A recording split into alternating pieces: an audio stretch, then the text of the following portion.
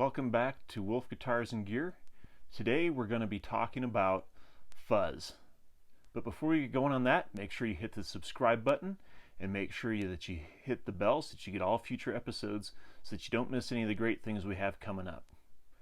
Alright, so back to fuzz. First off, I want to say that I'm somewhat of a recent convert to the fuzz family. It used to be one of those effects that I just could not find myself enjoying, even though it's been used by some of the most iconic players out there, even a lot of players that I really respect and have learned a lot from. So, that being said, let's talk about what the history of fuzz is.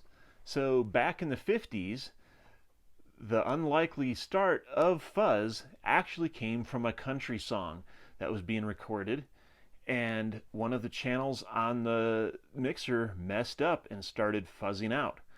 And this was on a Marty Robbins tune, which I'm going to provide the link to below so you can actually hear one of the first recorded examples of fuzz. And so it was a mistake, whereas some equipment was malfunctioning. And so they actually had a conversation. Okay, this kind of sounds weird on this bass track. Do we leave it in or do we take it out? Ultimately, they made the decision to leave it in, and fuzz was born. Afterwards, other people began trying and figure out how to make this sound on its own. And so somebody came up with some standalone fuzz boxes. One of the first ones was the Maestro FZ1 fuzz, and it was actually marketed towards trumpet players as a way to sound like a muted trumpet, even though anyone who's ever heard a fuzz would say that in no way, shape, or form does a fuzz pedal sound at all like a trumpet with a mute in it. But that's who they were marketing it to, in the same way that, oddly enough, they also marketed wah pedals to trumpet players at the time too. That's where the real McCoy wah pedal came from. It was from a trumpet player named McCoy back in the day. But anyways, back to fuzz. So one of the first examples of that Maestro fuzz tone would be on the Rolling Stones recording of Satisfaction, which again ties back into the horn section, because actually the line that we're so familiar with, the bam ba da da da da, that's the iconic riff of that song, actually was Keith Richards using that Maestro fuzz tone to try to lay down the idea that he wanted a horn section to do. And then legend has it that, unbeknownst to him, once he laid down that little scratch track for the horn section to follow, they actually decided they liked that enough that they just left it in, and he didn't find out until later on. So that's kind of a funny little story as well. I don't know the veracity of it, but I've heard it repeated many times, so there's the possibility that it could be true. So let's talk about some of the major different families of fuzz that are out there. You know, from that Maestro fuzz, it kind of split off into two different camps at that point. One camp became known as the tonebenders, which is one of my favorite types of fuzz, and it was used by Jimmy Page very famously. And so those, you know, color sound fuzzes from back in the 60s and 70s, those things will run anywhere from like $500-600 on up. It's kind of crazy, the pricing on them. That's one of the things with fuzz, is it kind of turns into its own rabbit hole and can definitely suck a lot of your money away. That's why I want to kind of give you some of the basic families of fuzz that are out there, and then you can kind of make your own decision from there on where you want to go with which variety suits you best. So, like I said, we had the Maestro fuzz tone, and one family that came out of that was the tonebender. And very similar to that would also be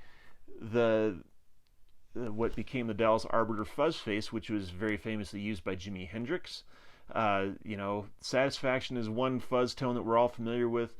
I think Purple Haze would be a great example of another one that, you know, is just one of those iconic fuzz pieces that we all know. And so that's an example of what a fuzz face sounds like. And so those are two of them. Another one would be the Big Muff, and that is something that was definitely made famous by people like David Gilmour. Very famously used that on Comfortably Numb, the Ram's Head edition of the Big Muff, even though some people say that even Jimi Hendrix had one of the very early models of a Big Muff. People like the Smashing Pumpkins, Billy Corgan and all them, using that into their JCM 800s was a huge part of the Siamese Dream sound. And, I think that fuzz really came into a resurgence in the 90s, with a lot of the shoegaze and the alternative music that was out there.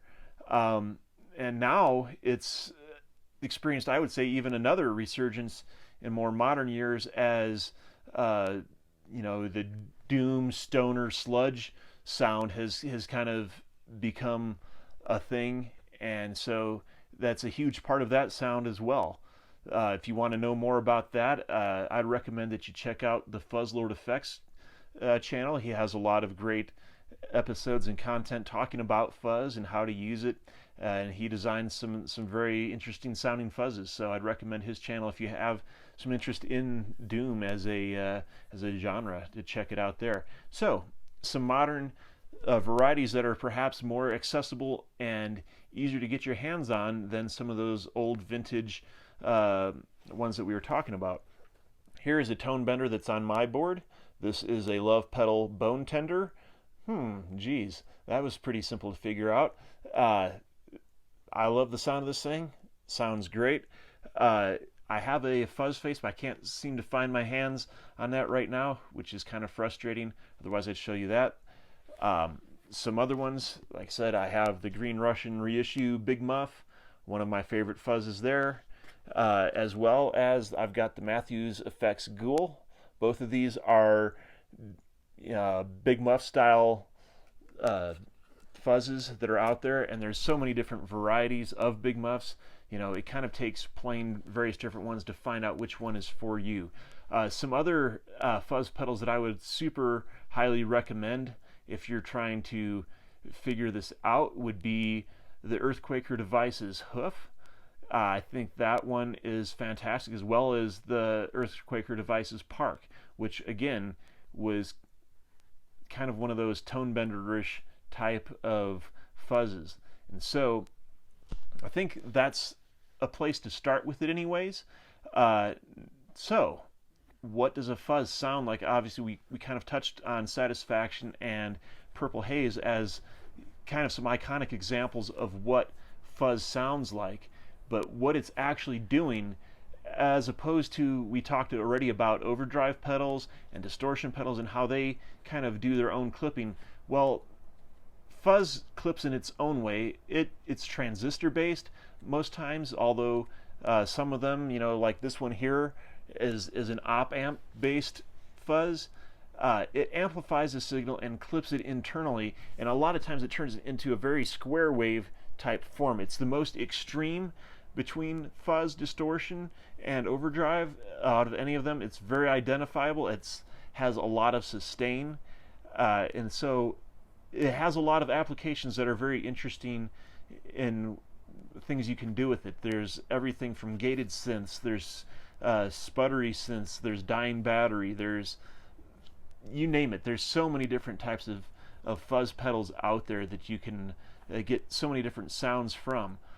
So I think it's important to try a bunch of them and just not assume that you hate it, because that's what I did for so many years. I just assumed that it sounded like one thing and I didn't like that one thing, so I wasn't interested, because I could find what I was looking for as far as dirt for my guitar in another way. But I would encourage you to keep trying different fuzz pedals, because they all sound different, they all do different things, and you might find something you absolutely love. I think there's some interesting things to ask yourself when you're shopping for a fuzz pedal that we may cover in a future episode, but I think this, as far as a brief overview, can hopefully show you that there's a lot of different flavors out there. Those are the three main ones, though, that most other ones are variants and modified versions thereof, would be the fuzz face, the tonebender, and the Big Muff. Certainly they're the most popular three. And so those are definitely a good place to start to kind of get an idea of what the flavor of those are, and then judge for yourself which one you like best. So leave us a comment and tell us what your favorite fuzz pedal is in the comments, and we'll see you next time here on Wolf Guitars and Gear.